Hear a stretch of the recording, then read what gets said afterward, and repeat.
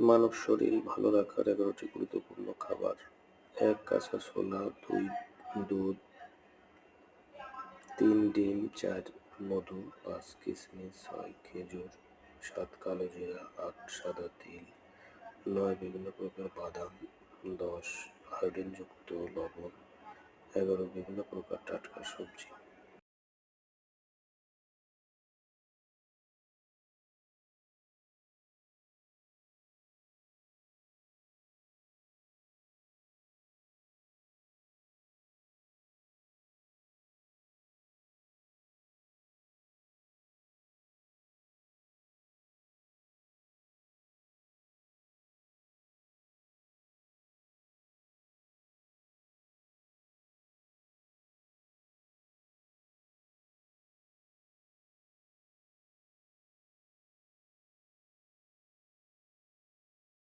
শরীর ভালো রাখার ১১টি গুরুত্বপূর্ণ খাবার: ১. কাঁচা ছোলা, ২.